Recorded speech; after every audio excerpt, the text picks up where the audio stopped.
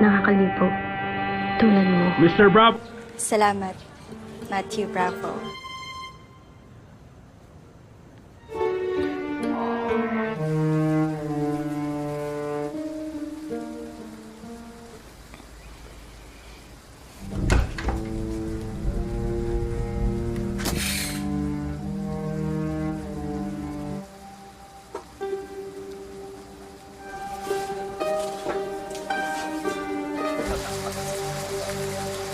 Ba't ka nandito?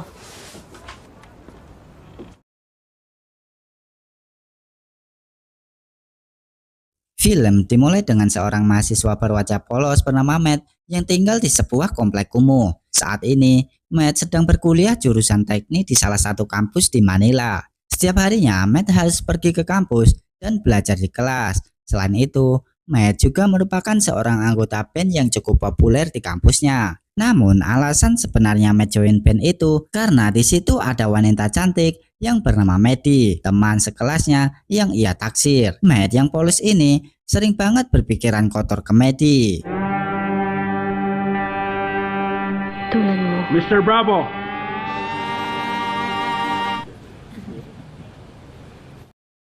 Malam harinya, Matt pergi ke sebuah bar bersama teman bandnya dan tentunya bersama Maddie. Di sana ia diperkenalkan oleh seorang wanita bohai yang bernama Annan, yaitu seorang manajer di bar itu.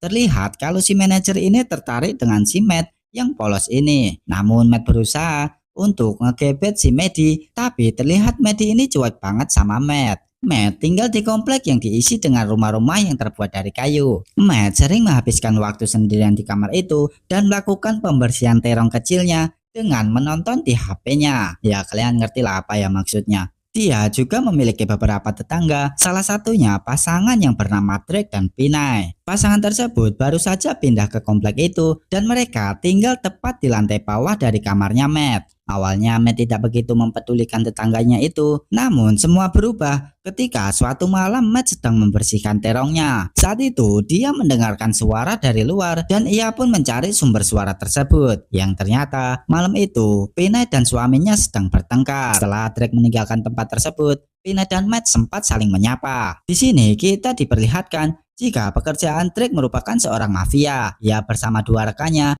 habisi dua orang di jalanan. Keesokan harinya, Pinay mulai mengobrol dan ia meminta tolong pada penghuni lain untuk menunjukkan tempat membeli barang elektronik karena ia ingin membeli charger laptop untuk pekerjaannya. Dengan sigap, Matt yang kebetulan berada di sana langsung menawarkan charger miliknya untuk si Pinay. Matt pun mengambil charger laptop di kamarnya sambil diikuti oleh si Pinay. Setelah itu, keduanya pun mengobrol dan mengenal satu sama lain. Matt juga mengatakan kalau Pinay boleh memakai charger itu sampai waktu yang lebih lama. Dan mulai dari situlah hubungan mereka menjadi semakin akrab. Keesokan harinya, Matt pergi ke kampus dan latihan bersama bandnya. Di sini terlihat Matt ini sangat baper dengan si Maddie. Di tengah latihan itu, Maddie mendapatkan sebuah telepon dan ia terlihat sedang ribut dengan seseorang di ponselnya. Dan ternyata orang tersebut adalah pacarnya si Maddie. Hal ini membuat Matt menjadi patah hati dan galau cuy. Pada malam harinya, Matt sebelum naik ke kamarnya, dia mendengar sesuatu dari kamar Tante Pinay. Akhirnya ia pun memberanikan diri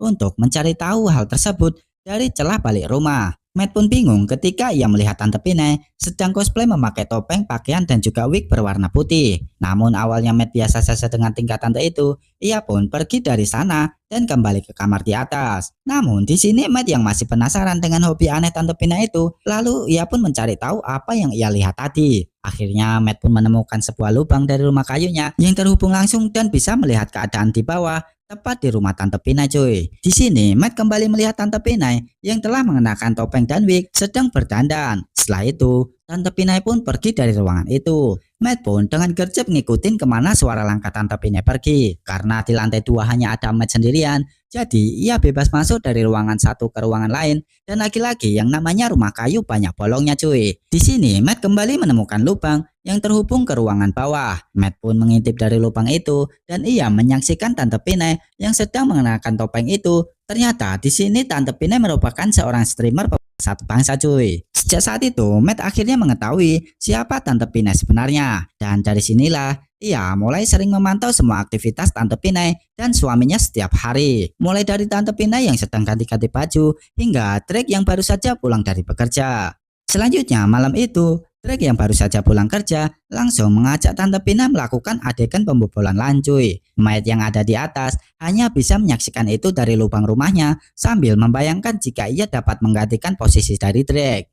Keesokan harinya Matt kembali mengawasi Tante Pinay dari kamarnya. Terlihat saat itu Pinay sedang live stream satu bangsa dan di tengah live itu tiba-tiba Drake datang pulang ke rumah. Tapi ternyata Drake mengetahui apa yang dilakukan Tante Pinay ini. Namun Drake tidak marah dengan hal tersebut selama Pinay tidak berhubungan langsung dengan pria lain. Drake juga berpesan jika Pinay ingin melakukan adegan pembobolan LAN dengan orang lain, maka ia harus mengatakannya atau meminta izin terlebih dahulu kepada Drake. Namun Pinay sama sekali tidak berniat untuk berselingkuh dari suaminya. Matt pun terus mengawasi mereka berdua sampai akhirnya dia menyadari kalau keduanya melakukan kebiasaan yang sama dan berurutan setiap harinya. Mulai dari Pinay live streaming, Drake pulang bekerja, sampai mereka melakukan adegan pembobolan lahan cuy. Lalu pada saat Matt sedang menyaksikan itu semua, tiba-tiba Tante Pinay tak sengaja menoleh ke atas. Hal ini membuat Tante Pinay sadar jika ada Matt di atas, namun di sini Pinay malah membiarkan Matt menyaksikan itu. Dan justru hal ini membuat Pinay semakin bersemangat cuy.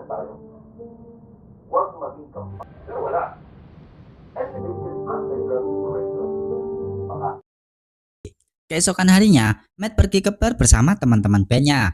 Di sana, Matt malah kepikiran Tante Pinay terus. Ia bahkan sempat stalking sosmed dari Tante Pinay cuy. Lalu tiba-tiba, Matt dihampiri oleh Ellen si manajer bar dan ia meminta Matt menyimpan nomornya. Ellen yang sudah sebut dalam urusan asmara pun langsung menggoda Matt di depan teman-temannya. Namun di sini, Matt tidak terlalu tertarik. Malam itu pun, Matt menghabiskan waktunya dengan minum minuman haram bersama teman-temannya hingga akhirnya ia teler. Matt pun akhirnya pulang ke rumah dalam kondisi hujan lebat. Lalu saat mencoba berteduh di depan pintu rumah Tante Pinay, tiba-tiba pintunya terbuka sendiri cuy. Matt yang masih terpengaruh alkohol pun dengan berani masuk ke dalam rumah itu. Karena Matt sering memantau gerak-gerik Drake, ia dengan cerdik menurunkan cara Drake masuk ke rumah.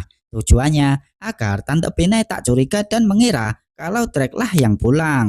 Rencana itu berjalan dengan mulus. Matt yang masih kepo akhirnya pun memberanikan diri untuk masuk ke kamar Tante Pinay. Dan benar saja di dalam hanya terdapat Tante Pinay yang tak bangun atau curiga sedikit pun.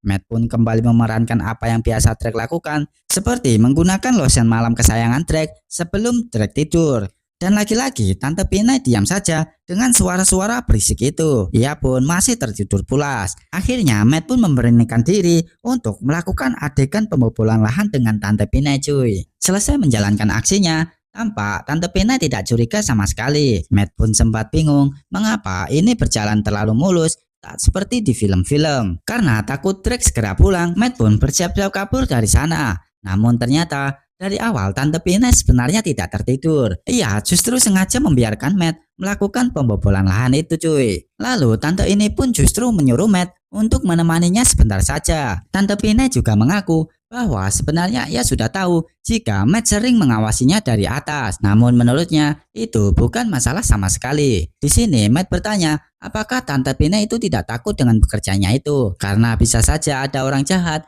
yang mengambil gambar lalu mengancamnya. Di tengah obrolan itu, tiba-tiba Drake pun datang. Tante Pinay langsung meminta Matt bersembunyi di bawah ranjang. Sementara itu, Pinay berpura-pura untuk tidur lagi. Drake yang butuh asupan pun langsung melakukan adegan pembobolan lahan cuy. Matt yang berada di bawah ranjang mau tak mau harus menunggu semuanya itu selesai.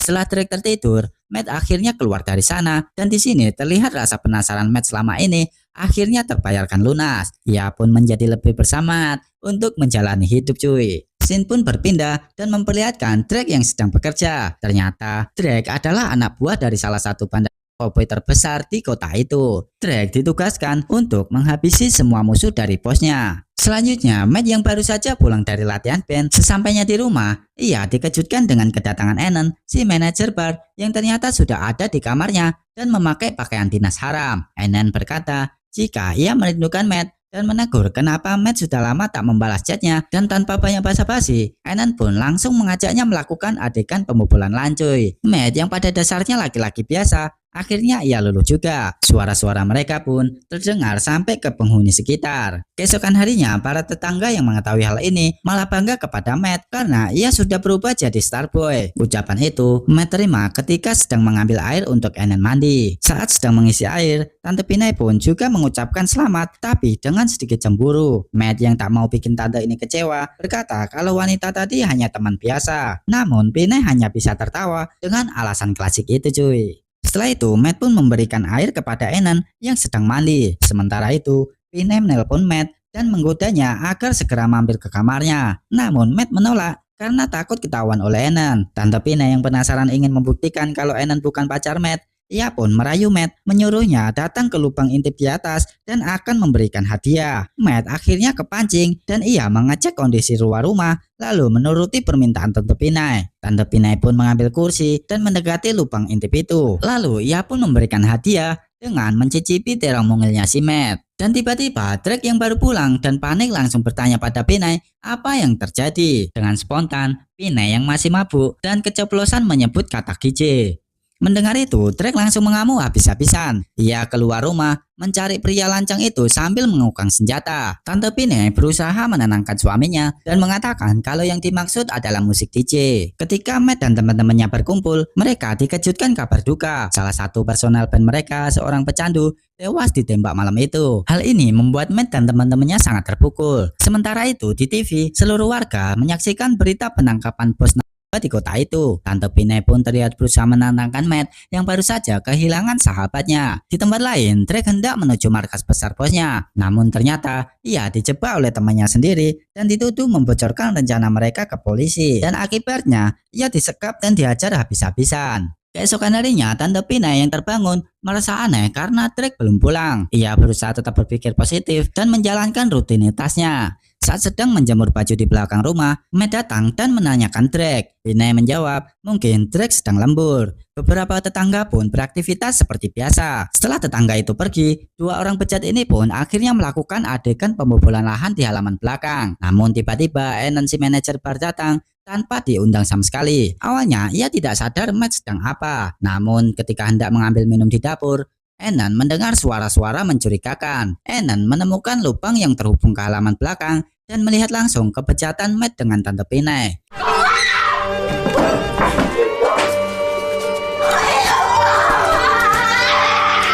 Malam harinya Pinay menyiapkan makan malam dan berharap Drake segera pulang. Di saat yang bersamaan, Matt menelpon menanyakan kepulangan Drake dan Pinay menolak Matt datang malam itu dan meminta ia cari waktu lain saja. Dan film pun selesai.